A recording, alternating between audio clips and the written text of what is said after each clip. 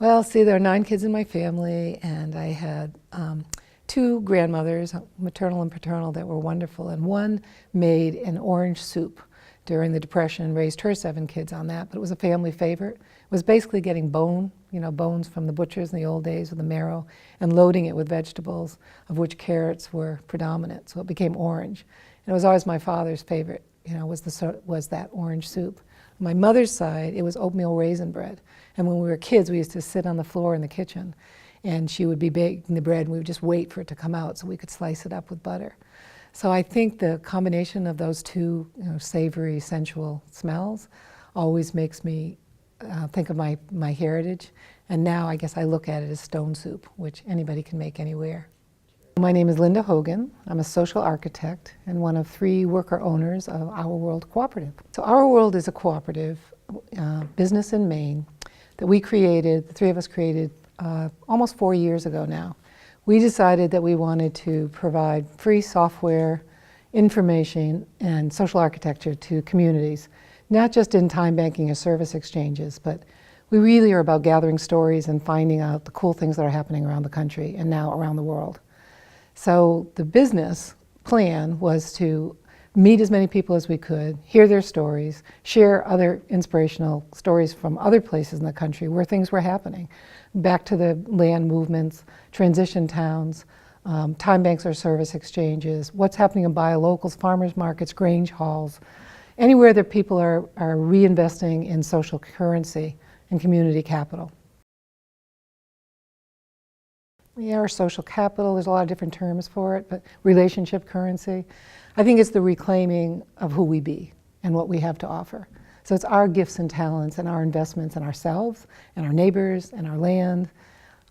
It's reclaiming who we are, remembering who we are, and knowing that we're each precious, that we're each talented and vibrant and have something to offer, and more importantly, that it's okay to receive back. I guess we believe that social capital and current social currency is about flow. So it's what's coming in and going out. Problem with one of the problems that many people identify with the standard currency, money-driven system that we have is it's really one way. It's intangible. It's a belief system in a piece of paper that says that this is worth X. And it also means that somebody is perhaps more powerful, more than you. We believe that everybody is enough. Well, time banking or service exchanging has been around for about 50 years. And actually, the mother of it is a woman named Teruka Mitsushima from Osaka, Japan. She was a war veteran during World War II when her home and her parents' home was bombed, and she literally lost everything. Her husband was missing in action. She had 2 babies on her hips, and she didn't know how she was going to feed herself or take care of herself. But she could sew. The woman across the street also had children, also was widowed or scared and homeless, and she had food. So the 2 of them decided to exchange. She sewed, she exchanged for food. And Teruka kept that in her mind for years.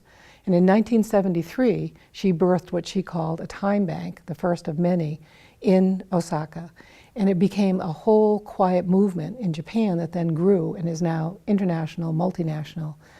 And it really is about people finding out that the only thing that really matters is people, that we are what it's all about. It's a cooperative. It's got 3 worker owners, Stephen, Beckett, Terry Daniels, and me.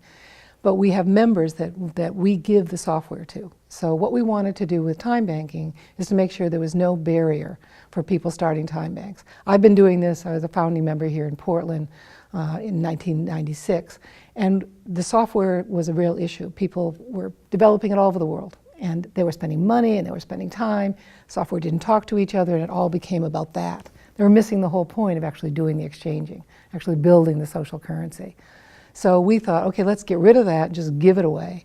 Let's give all the information away we have, and let's find out more stories like Teruka's. We knew about Grace Hill Settlement House, which was the first time bank, then called a service exchange in the country, also started in the 1970s after the War on Poverty. So we went there and we interviewed people that were part of it, learned that they had created this time bank, which they called a service exchange, around a kitchen table. Low-income people that had very limited cash resources but figured out among themselves that they were absolutely beautifully skilled in wealth for basic human needs. They could fix cars, they could do babysitting, they could walk dogs, they could take care of each other in a myriad of ways. And they set up the guiding principles, which are we're all equal, we have to have reciprocity, give and receive, we are assets in the community, and we each have something to give, and my favorite one is we are each precious. Anybody can join hOurworld. You can look us up online, fill out a simple form, and then you can be part of the hOurworld movement. You can look on the map and find out if there is a service exchange or a time bank near you. We recommend that you join an existing one.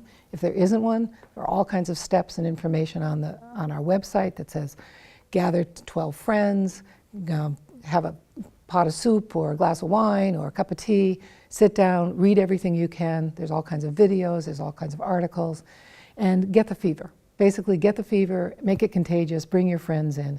And when you're really committed, we give you the software, and we like to train people in groups.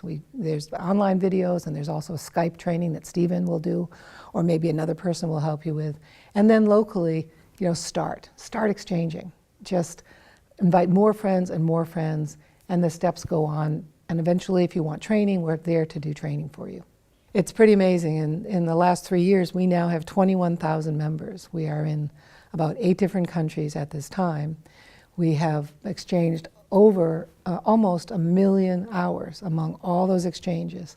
That's pretty incredible, because even if you think of $20, which is a little over $20 is the United Way's rate of service, 1 million hours at $20 an hour, that's social capital that we as people are investing in the places that we live.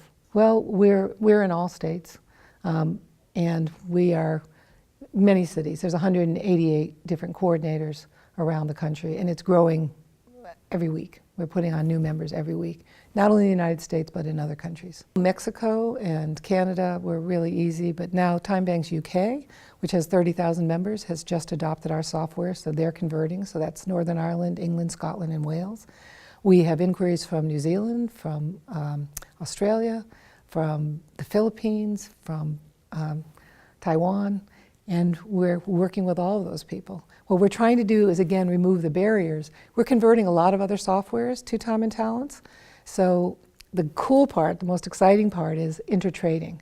Not only can we do trade within the United States, and first trade in your local neighborhood and then larger and across the country, but anybody that's using Time and Talents that agrees to intertrading, we will be able to trade anywhere Time and Talents is used in the world. I travel and I love it, so I'm thinking, okay, if I want to go to Scotland, I get myself to Scotland, hopefully frequent flyer miles, and could ask a member to pick me up at the airport, and ask somebody else if I could stay at their home. Maybe somebody tours me about the city or goes hiking or brings me to the coolest restaurant or where there's music or a museum. So all of that for time. In exchange, I could be doing services anywhere in the world for anybody else, because it's not a one-to-one direct exchange. I'm Irish, I'm from a big family, it's all about story for me, and there had been a lot of different versions of how time banking started. There were also all kinds of things birthing, rebirthing, back from the 60s, back to the Landers, the reclaiming of the Grange halls, the transition town movement was starting. So for me, and Stephen and Terry, we talked about this and we each had a different reason. My reason was I wanted to collect the stories. I wanted to find out and meet the people who began time banking. Where were they and why did they begin? Were they still around? What were the lessons learned? And there was a lot of healing. There was a lot of need to reclaim voices that had not been known, names that were not known. Find out who they be, why did they get excited about this and how could that inform my life? So it was deeply personal and very spiritual experience. Plus I love to travel, and what I found everywhere we went is that there are so many incredibly creative, vibrant, inspiring people all over the country that are, many of them living off the grid, many of them we don't see on the news at night. There aren't stories about them, but they are living really wealthy lives. They have incredible food and gardens, they have communities and people who love them, people who care about them. And they were so welcoming. You know, we would call or email and say, we're going to be coming to your town, and absolute strangers would say, oh, go to my house, it's at X Street, the key's under the rock at the end of the driveway, make yourself at home. That just, you know, really blew our hearts open more and more, because that was the normal response.